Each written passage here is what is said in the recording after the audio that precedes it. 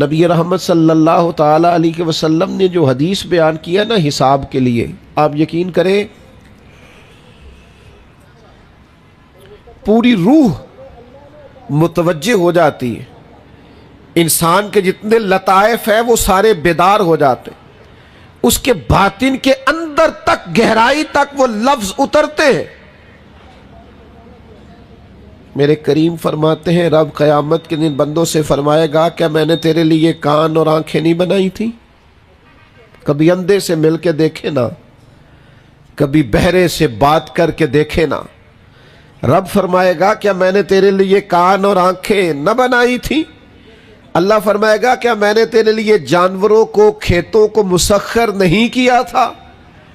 ہر جانور پر تو سواری کرتا ہے، جانوروں کے گوشت کھاتا ہے، جانوروں کا دودھ پیتا ہے، کھیت کے اندر ہل چلاتا ہے، اناج ہے، پھل ہیں، سبزیاں ہیں۔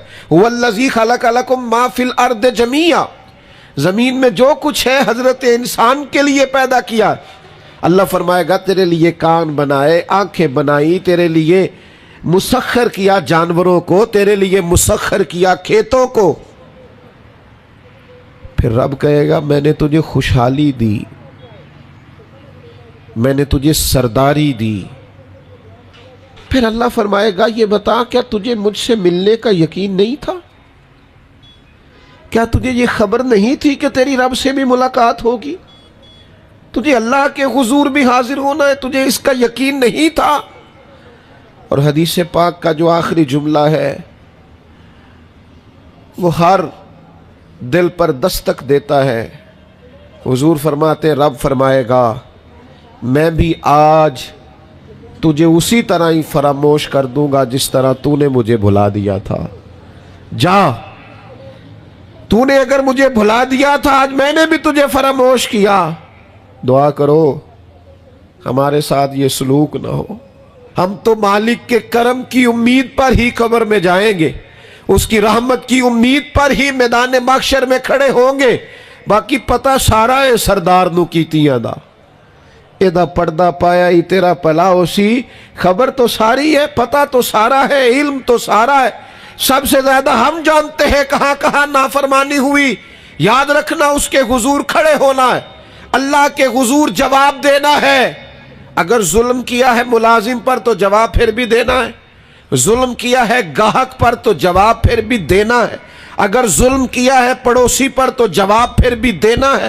فَوَرَبِّكَ لَنَسْأَلَنَّهُمْ أَجْمَعِينَ، محبوب تیرے رب کی قسم، اپنے لفظوں میں بات کروں،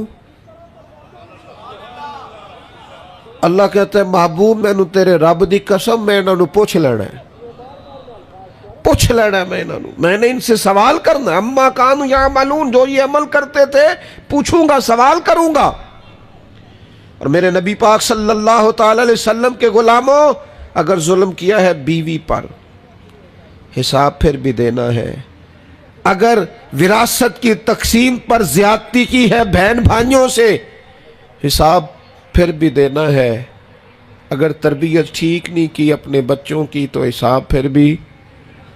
تم سربراہ تھے ایک ادارے کے، تمہارے پاس امانتیں آتی تھیں، بچے پڑھتے تھے، مجموع کے مجمع تم سے عقیدتیں رکھتے تھے، لوگ تمہیں نیک سمجھتے تھے، ہاتھ چومتے تھے، پھول پھینکتے تھے، تم نے بڑی عزتیں سمیٹی، تم نے خوشحالیاں اور سرداریاں سمیٹی۔ فَوَرَبِّكَ لَنَسْأَلَنَّهُمْ، تمہیں حساب دینا ہے۔ آج بڑے بڑے لوگ حساب کے ڈر سے کانپ گئے۔ بغداد کے شیخ عبد القادر جیلانی حرم مکہ میں سر سجدے میں رکھ کے کہنے لگے مہربانی کرنا مجھ سے حساب نہ لینا۔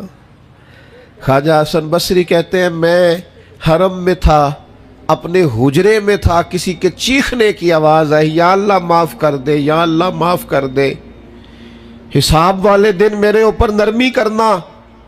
فرماتے میں نے کہا کوئی گناہگار آہوزاری کر رہا ہے، میں جا کے تسلی دیتا ہوں۔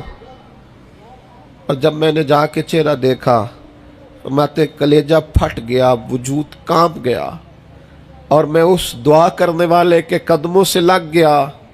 لوگوں تمہیں پتہ ہے وہ کون تھا جو دہائی دے رہا تھا کہ مالک حساب نہ لینا؟ وہ حسین کا کربلا میں تنہا بچ جانے والے صاحبزادہ امام زین العابدین تھے۔